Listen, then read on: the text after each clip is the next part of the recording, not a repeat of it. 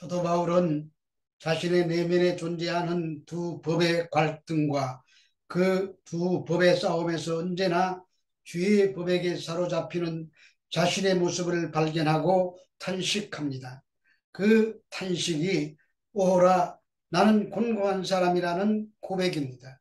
여기서 곤고한 사람은 헬라어로 탈라이플로스인데 킹 제임스 버전은 Oh, wretched man that I am, 비참한 사람이라는 뜻이라고 했습니다. 이어서 누가 나를 이 사망의 몸에서 건져내겠느냐라고 자조에 섞인 한탄을 늘어놓습니다. 이런 탄식은 그의 그리스도 안에서 살아있는 성도들에게는 반드시 나타나는 현상입니다. 그래서 바울도 갈등과 번민 가운데 있었는데 대반전이 일어납니다.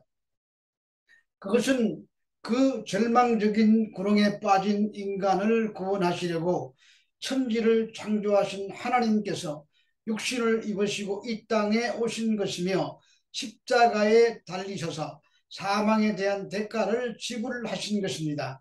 그 놀라운 사실을 깨달은 바울은 감격에 겨워 감사의 격정을 토해냅니다. 그리스도 예수의 그 크신 은혜를 깨달았기 때문입니다.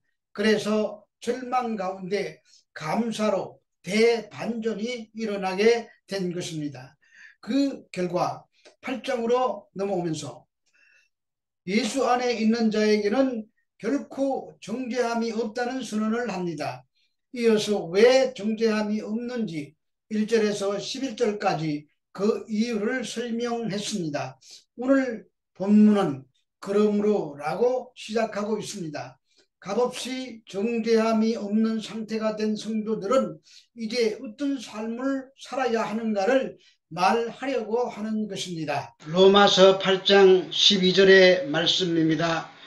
그러므로 형제들아 우리가 빚진 자로 돼 육신에게 져서 육신대로 살 것이 아니니라. 빚진 자라는 말은 원어로 오페일레 타이인데 그 금액이 너무 커서 갚을 수 없을 정도로 큰 빚을 진 자라는 뜻입니다. 아담의 범죄 이후에 모든 인간은 죄로 인하여 죽어가고 있었습니다. 사람들은 태어나면서부터 살아간다고 말하지만 사실은 살아가는 것이 아니라 죽어가고 있는 것입니다. 영국 여왕 엘리자베스 2세의 죽음으로 세상이 요란하지만 죽음을 막을 방법은 없습니다. 어떤 선한 사람도 권세자도 부자도 죽음을 피해 갈 수 없습니다. 그런데 예수 그리스도께서 십자가에서 우리를 품어 안으시고 죽으시고 살아나심으로 우리들의 죄값을 청산하셨습니다. 사망 아래 살던 자들에게 새롭고 산 길이 열린 것입니다. 이 길을 믿는 자들에게만 열려지는 은혜의 선물입니다. 그래서 구원받은 성도가 하나님께 갚을 수 없는 빚을 진 것과 같은 것입니다. 그러므로 그런 은혜를 주신 분의 뜻에 합당한 삶을 살아내야 합니다. 만약 이런 은혜를 잊고도 육신대로 산다면 아들을 내어 주시기까지 우리를 사랑하신 하나님의 은혜를 멸시하는 것입니다. 그러나 우리는 하나님의 뜻에 합당한 삶을 살아갈 능력이 없습니다.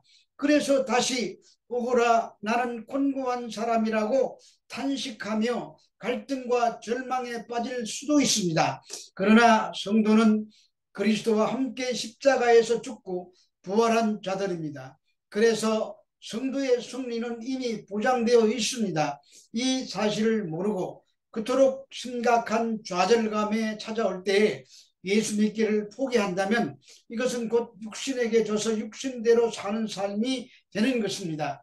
그래서 육신으로 살지 말고 영으로 살아야 하는 것입니다. 로마서 8장 13절에서 14절의 말씀입니다. 너희가 육신대로 살면 반드시 죽을 것이로되 영으로서 몸의 행실을 죽이면 살리니 무릇 하나님의 영으로 인도함을 받는 사람은 곧 하나님의 아들이라. 먼저 육신대로 살면 반드시 죽는다고 합니다. 성도는 그리스도의 영을 받아 그리스도의 사람이 된 사람들입니다. 그러나 아직은 몸의 구속을 기다리며 살아가는 존재입니다. 그런데 자신의 삶의 모습만 바라보면은 이전에 옛사람으로 육신에 져서 육신대로 살고 있습니다. 그래서 육신대로 사는 자신의 모습 때문에 절망하며 나는 하나님의 택한 백성이 아니라는 생각으로 고민하다가 이전의 삶으로 되돌아가 버리겠다는 생각을 가질 수도 있습니다. 그것은 영원한 사망의 종노릇을 하겠다는 뜻입니다. 그래서는 안 되는 것입니다. 구원은 성도 자신의 노력이나 의지로 성취되는 것이 아닙니다. 하나님의 영으로만 되는 것입니다. 그래서 비록 여전히 죄를 짓고 그래서 갈등하고 그래서 실망하지만 포기하지 말아야 한다는 것을 강조하고 있는 말씀입니다. 그러므로 육신에게 져서 육신대로 살고 있는 자신의 모습에 실망만 할 것이 아니라 영으로서 몸의 행실을 죽여야 한다는 말입니다. 그것은 하나님의 영이신 성령의 인도를 받는 것입니다. 최후의 승리는 성도 자신의 의지에 의해서 얻는 것이 아닙니다. 하나님께서 직접 승리하도록 하시는 것입니다. 성도가 해야 할 일은 하나님께서 반드시 승리하셔서 우리를 살게 만들어 주실 것을 믿고 육신과 대적하여 성령의 인도함을 따라서 싸워야 하는 것입니다. 에베소서 6장 13절에서 17절의 말씀입니다. 우리의 씨름은 혈과 육을 상대하는 것이 아니요 통치자들과 권세들과 이 어둠의 세상 주관자들과 하늘에 있는 악의 영들을 상대함이라. 그런즉 서서 진리로 너희의 허리띠를 띠고 의의 호심경을 붙이고 평안의 복음이 준비한 것으로 신을 신고 모든 것 위에 믿음의 방패를 가지고 이로써 능히 악한 자의 모든 불하사를 소멸하고 구원의 투구와 성령의 검 곧 하나님의 말씀을 가지라. 여기서 씨름으로 번역된 헬라어 팔레는 싸움이나 전투를 가리키는 단어입니다. 그러므로 성도는 반드시 싸움을 해야 하는 자들입니다. 그런데 그 싸움의 대상이 혈과 육이 아닙니다. 본문에서 그 대상을 통치자들과 권세들, 이 어둠의 세상 주관자들, 하늘에 있는 악한 영들이라고 규정하고 있습니다. 통치자들과 권세자들은 악한 천사를 말합니다. 이 어둠의 세상 주관자들은 이방인이나 로마 황제들 또는 이 세상의 것을 말합니다. 하늘에 있는 악한 영들도 타락한 천사들, 즉 마귀와 그의 부하들인 거짓 천사들을 말합니다. 이런 악한 영적 세력과 싸움에서 이기기 위해서는 하나님의 전순갑주를 취해야 하는 것입니다. 그래야 싸움에서 이길 수 있기 때문입니다.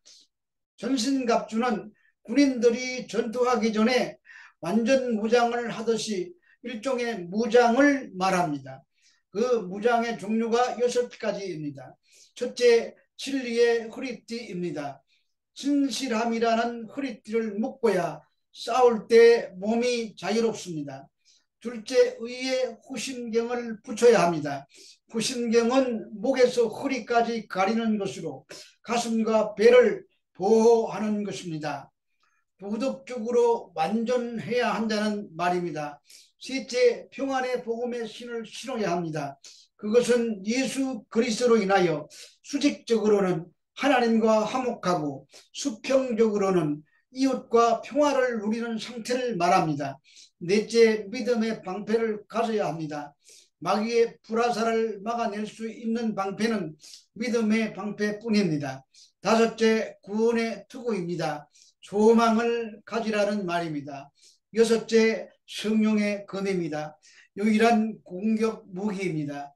이것은 마귀에게 시험을 받으실 때 예수님께서 말씀으로 승리한 것처럼 마귀라는 영적 세력을 제압할 수 있는 강력한 무기입니다. 이 무장 가운데 인간의 의지나 노력으로 되는 것은 하나도 없습니다. 오직 하나님에 의해서 승리하게 되는 것입니다. 로마서 8장 14절에서 15절의 말씀입니다. 무릇 하나님의 영으로 인도함을 받는 사람은 곧 하나님의 아들이라. 너희는 다시 무서워하는 종의 영을 받지 아니하고 양자의 영을 받았으므로 우리가 아빠 아버지라고 부르짖느니라. 성도는 그리스도의 영을 받은 자이기에 당연히 성령의 인도함을 받는 자들입니다. 그래서 그리스도의 사랑의 결정체들이며 하나님의 자녀들입니다.